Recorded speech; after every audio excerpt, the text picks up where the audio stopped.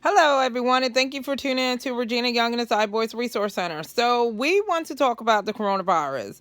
So, California has actually came up with some guidelines to be able to open or reopen up their state.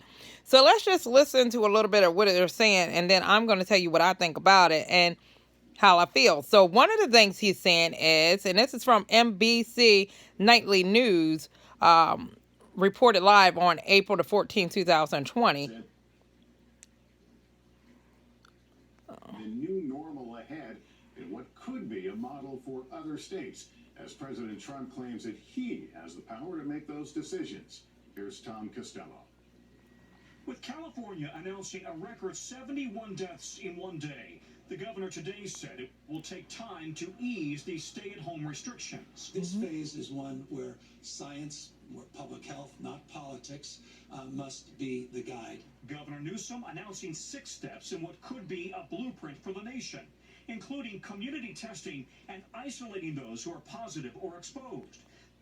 Okay, so the first one he's talking about community testing. Well, every state is supposed to be doing community testing right now, right?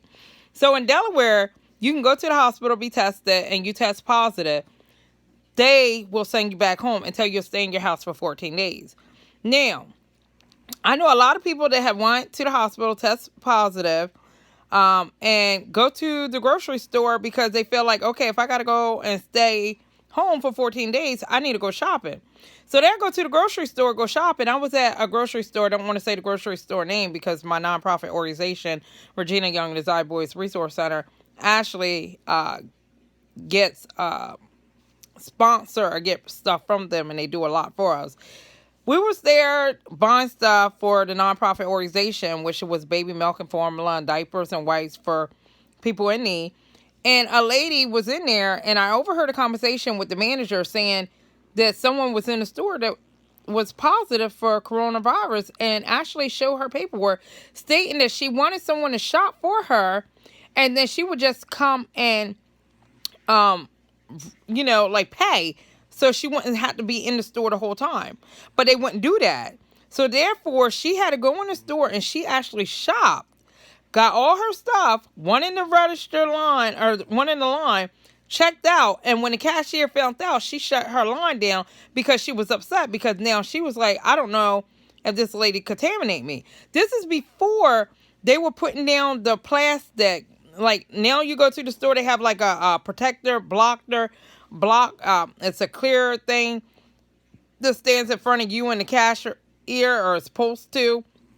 Some stores have it that it's big enough to really kind of help them, and some don't, but really not, because if this disease is airborne, it just goes around the plastic to them in their face anyway. It's just going to protect you from spitting on them and stuff. So what California is saying about staying at home, that only works if you actually put these people in the hospital and quarantine them and make them stay in the hospital for 14 days or until they're no longer at risk. Because if you send them back home like Delaware does right now, it's not going to help at all, because people are tested positive that are walking around. So that's not going to benefit us. So what's the next thing? Preventing infection of those who are at risk. Preparing hospitals to handle a surge of patients. Therapeutic drugs to meet them. Okay, let's talk about the hospital.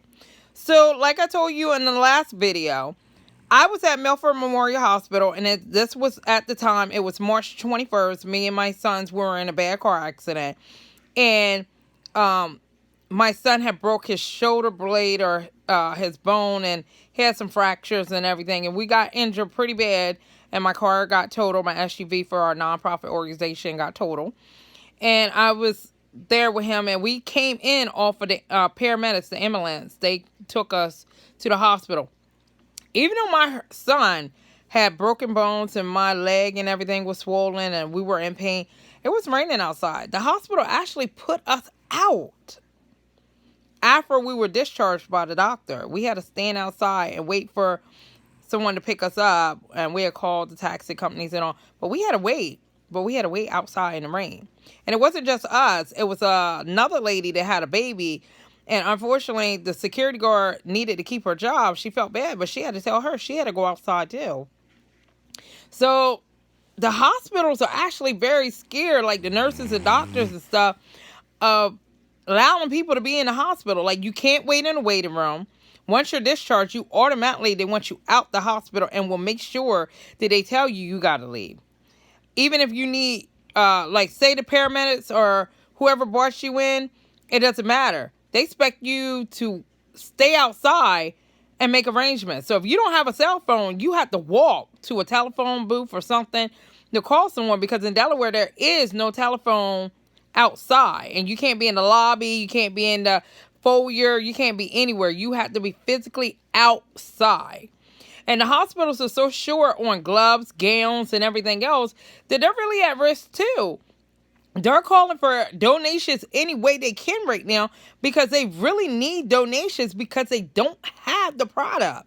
So this coronavirus 19 has really, really set a lot of stuff in motion, and probably could have been prevented a little bit had the public been aware of it in December of 2019, when China actually informed the WHO, whoever that is, about it, and they did not take the safety precautions to help to prevent this.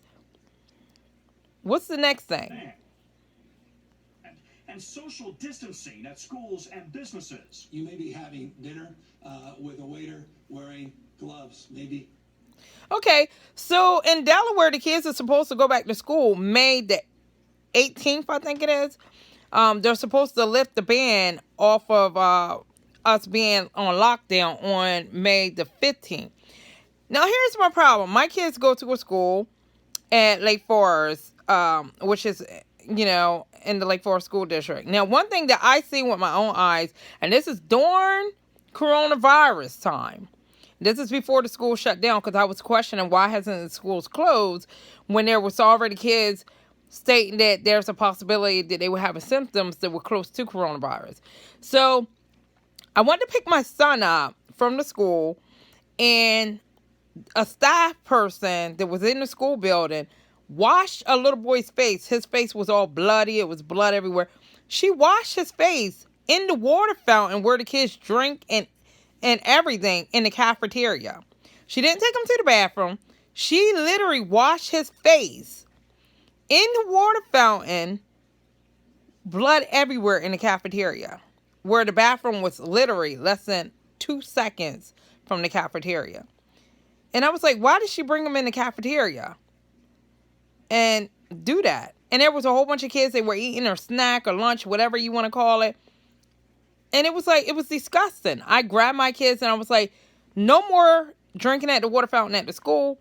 We're going to have to talk to them about y'all having water bottles, and you bringing your water bottles every day. Because if you reopen up the school, kids are going to play, they're going to touch, they're going to interact. If you reopen it too soon. So if you open it up in May, the downfall is the coronavirus cases are actually going up right now in Delaware. So unless some miracle happens, you're going to put all these kids in risk, and mothers and fathers that have to work are going to wind up getting sick, because we all know if your kid gets sick at daycare or school, they bring it home to you, and everybody in the house usually gets sick. And from my understanding with the coronavirus, that's exactly what's going to happen. So is opening up the schools on May the 15th in Delaware a good idea? I don't think so. Not if the cases are still going up. A face mask, dinner where your temperature is checked before you walk in to the establishment. So he's saying before you even go out to the restaurants, if you try to go out to the restaurants, one of the restaurants that we love to go to is Applebee's. So if you go out to Applebee's or Texas Roadhouse or Cheddar's or Ruby Tuesdays or Chick-fil-A or whatever, and you want to sit down and eat, the waitress will have gloves and a mask on. And before you could go in, they got to check your temperature and pretty much examine you. Now, this is a waitress or whatever. They're not a doctor.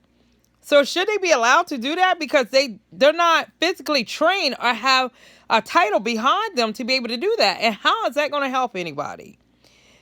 So guys, like, comment, subscribe. Tell me what you think about this. And if you think that there's something else they should be doing, or if you think they should even reopen the schools during this time.